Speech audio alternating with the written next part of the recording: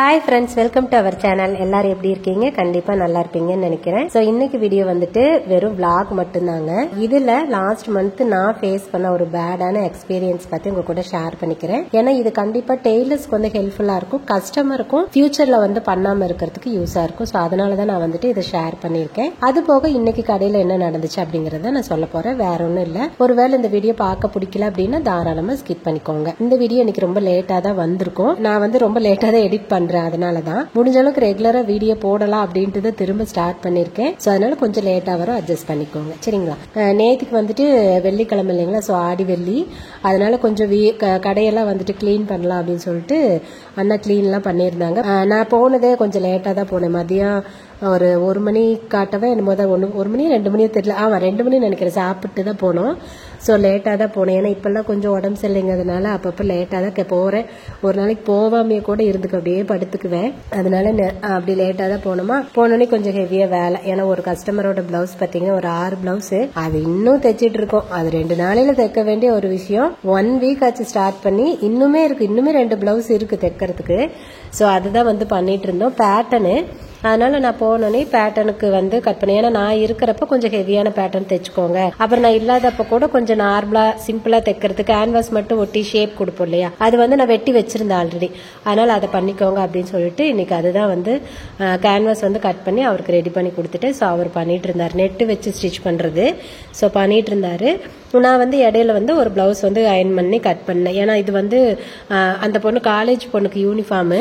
So Monday வந்து Sunday வந்து college கிளம்புறாங்க அப்படின்னு சொல்லிட்டு அது வந்து கட் பண்ணிட்டு இருந்தேன். ஸோ அதுதான் இன்னைக்கு வேலை.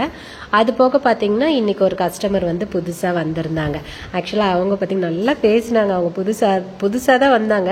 என்னன்னா எங்க அக்கா ஊர், எங்க பெரிய அக்கா இருக்காங்க இல்லைங்களா, அவங்க ஊர்ல இருந்து ஆல்ரெடி நமக்கு ஒரு 5 to 6 கஸ்டமர் இருக்காங்க. ஸோ அந்த கஸ்டமர் ரெஃபரன்ஸ்ல தான் வந்திருக்காங்க. அக்கா வந்து யார்கிட்டயும் எதுவும் சொல்ல மாட்டாங்க பெருசா. அதனால அவங்க எல்லாம் தைக்கிறாங்க இல்லையா, ஸோ அவங்களோட ரிலேட்டிவ் மேபி அவங்க வந்து சொல்லிதான் வந்திருக்காங்க. ஸோ வந்தப்பவே அவர் ஹஸ்பண்ட் வேற கூட வந்திருந்தாங்களா. நல்லா பேசினாங்க. எங்க பிளவுஸ் எல்லாம் தைப்பீங்களா அப்படின்னாங்க. தைக்கிறதுக்கு தாங்க கடை வச்சிருக்கிறேன் அப்படின்னு நானு. அப்புறம் இந்த மாதிரி உங்க அக்கா ஊர்ல தாங்க இருந்து தாங்க வரோம் அப்படின்னாங்க. சரிங்க அப்படின்னு.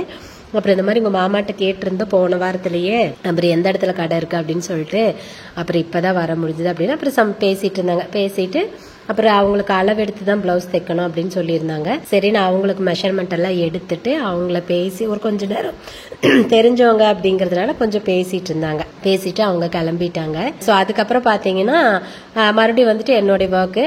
அது போக பாத்தீங்கன்னா அண்ணா வந்து ஸ்டிச் பண்றப்போ டவுட் கேட்பாங்க. டவுட்னா அவர் தைச்சாலும் நான் ஒர்க்கா பார்த்து ஓகே சொன்னாதான் அடுத்தது அவர் போகணும். ஸோ அந்த மாதிரி அதனால அவரு கொஞ்சம் ஹெல்ப் பண்ணிட்டு இருந்தேன், எப்படி தைக்கணும் எப்படி பண்ணலாம். ஏன்னா இந்த பிளவுஸ் வந்து நான் தான் டிசைன் பண்றேன். அவங்க வந்து இதுதான் வேணும் அப்படின்னு சொல்லல, நான் தான் டிசைன் பண்றேன். ஸோ அதனால நான் கொஞ்சம் யோசிச்சுதான் பண்ணுவேன், எப்படி பண்ணலாம் அப்படி பண்ணலான்ட்டு. கொஞ்சம் டைம் எடுக்கும் அதுக்கு. அதனால சரின்ட்டு அது வந்து பண்ணிட்டு இருந்தோம். அவ்வளவுதான் நேத்திக்கு வேலை. அது தவிர ஒண்ணும் இல்லை. என்னன்னா அண்ணா வந்து நேத்தி கொஞ்சம் கடையெல்லாம் கிளீன் பண்ணாங்கன்னு சொன்னேன் இல்லையா, எல்லாம் ஒட்டடை அடிச்சு கூட்டி இதெல்லாம் பண்ணனதுனால கொஞ்சம் அந்த ஒட்டடை அடிச்சங்காட்டி ஒரு மாதிரி இருக்கு, டயர்டா இருக்குடா வீட்டுக்கு போல. சாயந்தரத்துல இருந்தே சொல்லிட்டே இருந்தாரு. ஒரு 4 மணி 4:30 இருக்கும். பாப்பா ஸ்கூல்ல இருந்து கூட்டிட்டு வந்து கொஞ்ச நேரத்துல இருந்து வீட்டுக்கு போலாம், எனக்கு ஒரு மாதிரி டயர்டா இருக்குனாரு. அப்புறம் நான் தான் சரி பண்ணுங்க, இவங்களுக்கு வேற இப்ப கொடுத்தா பரவாயில்ல. ஏன்னா அவங்க வந்து அவங்களோட கொழுந்தனார் கல்யாணம் வரப்போகுது, அதனால பத்திரிக்கை எல்லாம் கொடுக்க போகணுங்கக்கா. இப்ப தைச்சு கொடுத்தீங்கன்னா நான் உடனே அடுத்தது மறுபடியும் ஒரு செட்டு கொடுத்துட்றேன் அப்படின்னு வந்து வேற சொல்லியிருந்தாங்களா. சரி அவங்களுக்கு பாவம் அர்ஜென்ட் எல்லாம் அப்படின்ட்டு கொஞ்சம் அட்ஜஸ்ட் பண்ணி தேய்ங்க அப்படின்னு. நல்ல வேலை இருக்கங்காட்டி தான் இந்த கஸ்டமர் ஒரு 5 மணி வாக்குல தான் வந்தாங்க, அவங்கள பார்க்க முடிஞ்சது. ஸோ அதனால கொஞ்சம் நேரத்துல கிளம்பிட்டோம். ஒரு 7 to 7:30 கிளம்பிட்டோம்னு நினைக்கிறேன். ஏன்னா அவரும் இல்லை என்னால இதுக்கு மேல ஒண்ணுமே முடியல அப்படின்ட்டாரு. தம்பி வேற நேற்றுக்கு லேட்டா தான் ஸ்கூல்ல இருந்து வந்தான். ஒரு 7 மணி 7:15 ஆயிடுச்சு. நார்மலா 6:30 வந்துருவான். அப்புறம் ஏதோ வந்து லேட் ஆயிடுச்சுங்கம்மா அப்படின்னு ஃபோன் பண்ணி சொன்னான். அவன் எப்படின்னா ஸ்கூல் விட்டு வந்தானா ஒரு இடத்துல பஸ் 2 பஸ் மாற்றணும். அந்த மாற்றுற இடத்துல பார்த்தீங்கன்னா யாராவது பக்கத்தில் ஃபோன் இருந்தால் டக்குன்னு வாங்கி சொல்லிடுவான். அது மாதிரி இன்ஃபார்ம், ஏன்னா லேட் ஆச்சுன்னா காணான்னு பார்த்துட்டு இருப்போம் இல்லையா, அவுட் பஸ்ஸில் போகிறதுனால அப்படின்னு கூப்பிட்டு சொல்லிடுவான். அப்புறம் சொன்னான் சரி சாமி அப்படின்னு. அப்புறம் அவனும் ஒரு 7:15 காட்ட வந்துட்டான். அப்புறம் வந்தோடனே அண்ணன் இருந்து சரி போகலான்டா, என்னால் உண்மையாலும் ரொம்ப முடியல, அப்படியே ரொம்ப டயர்டாக இருக்குடா, காய்ச்ச வர மாதிரியே இருக்குது அப்படின்னாங்க. அப்புறம் சரி அப்படின்ட்டு அப்புறம் நாங்கள் கிளம்பிட்டு ஒரு 7:30 காட்ட. அப்புறம் அந்த கேப்பில் பார்த்தீங்கன்னா முன்னாடி நம்மளோட ரெகுலர் கஸ்டமர் அவங்க பக்கத்தில், நம்ம கடைக்கு பக்கத்தில் தான் இருக்காங்க. ஸோ அவங்க வந்து சுடி வந்து அளவெடுத்து வந்து ஸ்டிச் பண்ணியிருந்தோம். ஏன்னா பழைய சுடியெல்லாம் இப்போ பத்தலங்கா எல்லாம் அளவு மாறிடுச்சு, அதனால நீங்கள் அளவெடுத்து தைச்சு கொடுத்துருங்க அப்படின்ட்டு இருந்தாங்க.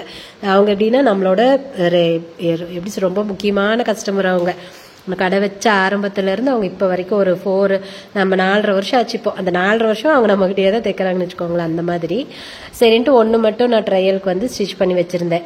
அப்புறம் அவங்க இங்கே போட மாட்டாங்க எப்போவுமே, அது எனக்கே தெரியும், ஏன்னா பக்கத்தில் தானே அப்படின்னு சொல்லிட்டு சரின்ட்டு வந்தாங்க. அவங்களுக்கு சரின்னு எடுத்து கொடுத்துட்டு நாளைக்கு வரப்போ சுடி போட்டுட்டே வாங்க, ஏதாவது சம் ஆல்ட்ரேஷன் தேவைப்படுதுன்னா நான் பார்த்துட்டு இது பண்ணிக்கலாம் அப்படின்னு. சரிங்கக்கா நான் நாளைக்கு வரப்போ போட்டு வரேன் அப்படின்னு. அப்புறம் அவங்களும் வாங்கிட்டு போயிட்டாங்க. ஸோ அவ்வளோதான் நேற்றுக்கு. ஏன்னா போனதே 1/2 நாள். அப்புறம் இதில் வேறு என்ன நடந்துற போகுது, இதுதான், வேறு எதுவுமே நடக்கலை.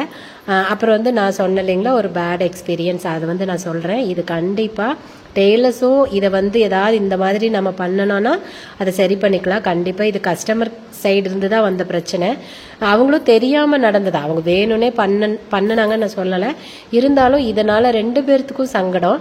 அதனால இதை சொன்னால் எல்லாத்துக்கும் யூஸ்ஃபுல்லாக இருக்குங்கிறதுனால தான் இதை நான் சொல்கிறேன். என்னன்னா லாஸ்ட் வீக்கில் நான் ஒரு ஷார்ட்ஸ் போட்டிருப்பேன், ஒரு ப்ளவுஸ் டிசைன், ஆரி ஒர்க் ப்ளவுஸ் டிசைன், இப்போ ட்ரெண்டில் இருக்கிற டிசைன், அதாவது லைன்ஸ் கொடுக்குற மாதிரி கீழே மட்டும் ஒரு லைன் வந்து ஒர்க் பண்ணியிருக்கோம், அதாவது ஃப்ளார் ஒர்க் மாதிரி பண்ணியிருக்கோம்.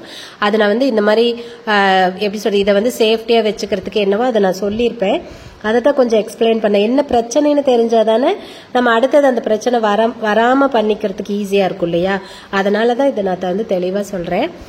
என்னன்னா கஸ்டமர் வந்து வாங்கிட்டு போகிறப்பவே வந்து கல்யாணத்துக்கு தான் போனாங்க, வீட்டுக்கு வாங்கிட்டு போகல, கல்யாணத்துக்கு அப்படியே டைரெக்டாக கிளம்பிட்டாங்க. ஸோ நான் வந்து எப்போவுமே ஆரி ஒர்க் ப்ளவுஸ் அப்படின்னா தனியாக ஒரு கவரில் போட்டு தான் கொடுப்பேன். வீட்டுக்கு கொண்டுட்டு போனாலே நீங்கள் இந்த மாதிரி சேஃபாக தனியாக வச்சுக்கோங்க அப்படின்னு தான் சொல்லி கொடுப்பேன். அவங்க இங்கிருந்து கிளம்புனதுனால அப்படி அவங்களால சேஃபாக வச்சுக்கவும் முடியல. ஏன்னா அவங்க 3 பேக் எடுத்துகிட்டு போனாங்க அவங்க குட்டீஸுங்களுக்கு எல்லாத்துக்கும் சேர்த்து. ஏன்னா ஒரு 3 days அவங்க ஸ்டே பண்ண போகிறாங்க, அவங்க அக்கா பையன் கல்யாணம் அப்படிங்கிறதுனால. அதனால 3 பேக் எடுத்துகிட்டு போனதுனால எல்லாம் பேக்குக்குள்ளார வச்சு அப்படியே ஒன்று மேலே ஒன்று தானே வைக்க முடியும். அவங்க வேறு பஸ்ஸில் வேறு போனாங்க, சேலம் பக்கம் போகிறதுன்னு நினைக்கிறேன். அதனால பஸ்ஸில் வேறு போனாங்களா, அப்படியே வச்சுட்டு போயிட்டாங்க. நான் இங்கிருந்து கவரில் தனியாக தான் கொடுத்து விட்டுருந்தேன். இன்னும் சொல்ல போனால் அவங்களோட மீதி 2 சிஸ்டர்ஸோட ப்ளவுஸும் அதில் தான் இருந்துச்சு. அது கல்யாண மாப்பிள்ளையோட அம்மா அது பார்த்தீங்கன்னா 2 ப்ளவுஸ் ஆரி ஒர்க்கு, அப்புறம் அவங்க தங்கச்சிக்கு 1, இவங்களுக்கு வந்து 1. ஸோ அதனால எல்லாமே தான் கொடுத்து விட்டுருந்தேன். எந்த ப்ளவுஸுக்கும் எந்த பிரச்சனையும் இல்லை, இதுக்கு மட்டும்தான் என்னாச்சு அப்படின்னா கையில் வந்து நம்ம பண்ணியிருந்த ஒர்க்கில் அந்த லைன்ஸ் இருக்கு இல்லையா, அதில் ஒரு ப்ளவுஸில் ஒரே ஒரு இடத்துல ஷோல்டர் கிட்ட ஒரே ஒரு இடத்துல மட்டும் இடையில கட்டாக இருந்திருக்கு. இன்னொரு கை, அது இடது கை, அதை நம்ம முந்தி போடுறோம் இல்லைங்களா அந்த கையே. ஸோ அதில் பார்த்தீங்கன்னா ஒரு 2 to 3 இடத்துல நினைக்கிறேன் இடையில கட்டாயிருக்கு. நம்ம ஒர்க் பண்ணினதுல பிரச்சனை இல்லை, பட் இடையில வந்து நூல் கட்டாயிருக்கு. அதுக்கு காரணம் என்ன அப்படின்னு எனக்கு உண்மையாலுமே ரொம்ப ஷாக்காக இருந்துச்சு, ரொம்ப சங்கடமாக இருந்துச்சு உண்மையா. ஏன்னா அவங்க ஒரு கல்யாணத்தில் போட்டுட்டு நல்லவேளை அவங்க அதை பார்த்தோன்னே வந்து டக்குன்னு கல்யாணம் முடிஞ்சோடனேயும் அந்த ரிசப்ஷனுக்கு போட்டிருந்தாங்கன்னு நினைக்கிறேன், முடிஞ்சோடனேயுமே வந்து டக்குன்னு கழட்டி வச்சுட்டாங்களாமா. ஏன்னா இதுக்கு மேலே நம்ம போட்டிருந்தா ஏதாவது பட்டி இழுத்துச்சுன்னா எக்ஸ்ட்ரா வந்து அது எல்லாமே வந்துருச்சுன்னா என்ன பண்ணுறது அப்படின்னு சேஃபாகவும் மறுபடியும் கழட்டி வச்சுட்டாங்க. ஸோ இருந்தாலும் எனக்கு அது ரொம்ப அன்சாட்டிஸ்ஃபைடாக இருந்துச்சு, ரொம்ப ரொம்ப கஷ்டமாக இருந்துச்சு. இத்தனை வருஷமாக நான் கிட்டத்தட்ட ஒரு 7 yearsக்கு மேலே ஆரி ஒர்க் பண்ணுறேன், இது வரைக்கும் இப்படி ஒரு கம்ப்ளைண்டோ இதுவுமே வந்ததே கிடையாது. சரி ஓகே, இது நம்மளையும் அறியாமல் வந்தது தானே, நம்மளும் எதுவும் பண்ண முடியாது. ஏன்னா கஸ்டமர் கிட்ட நான் அவ்வளோ சேஃப்டியாக யூஸ் பண்ணணும்னு சொல்லி அனுப்பிச்சிருந்தேன், அவங்களும் அதே மாதிரி தான் பண்ணியிருக்காங்க. பட் இருந்தாலும் ஏதோ ஒரு இதில் வந்து இந்த மாதிரி மிஸ்டேக் ஆயிடுச்சு. அப்புறம் சரின்னு கொண்டு வந்து கொடுத்துருந்தாங்க.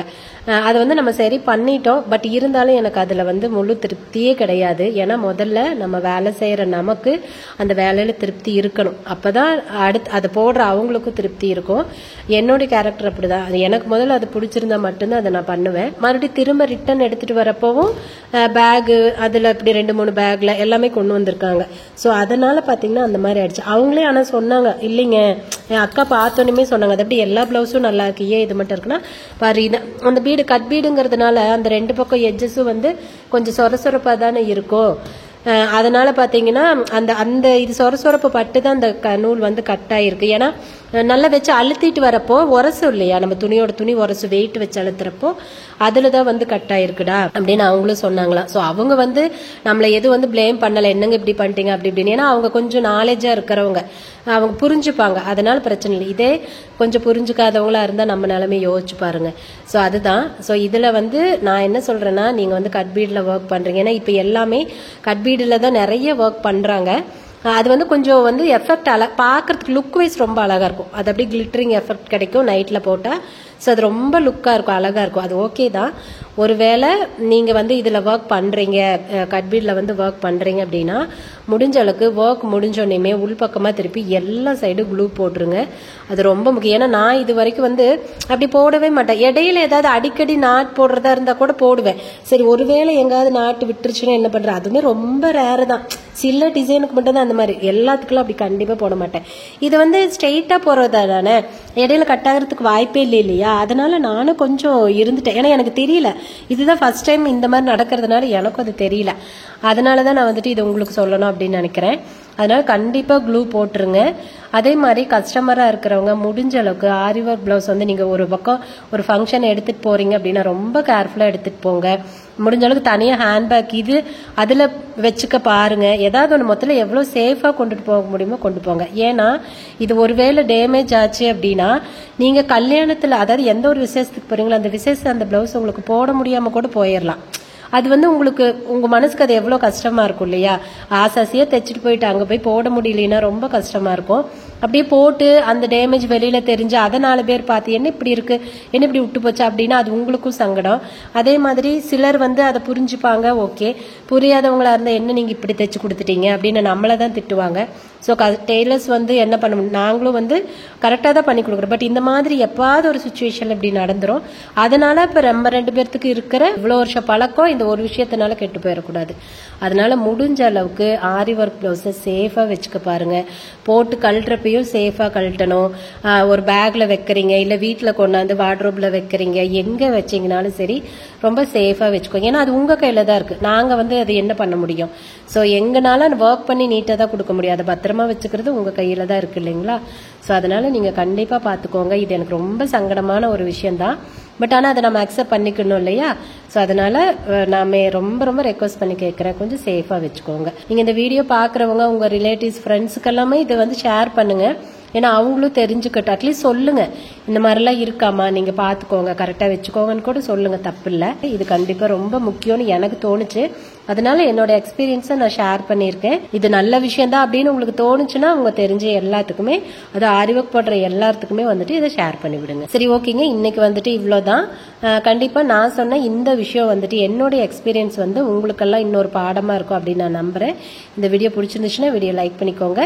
இதே மாதிரி தொடர்ந்து நம்ம வீடியோ பார்க்கணும் அப்படின்னா நம்மளை சப்ஸ்கிரைப் பண்ணிட்டு பக்கத்துல இருக்கிற பெல்ல தட்டி விட்டுருங்க. சரி ஓகேங்க, இந்த வீடியோக்கு அவ்வளவுதான். நம்ம இன்னொரு வீடியோல பார்க்கலாங்களா. பாய்.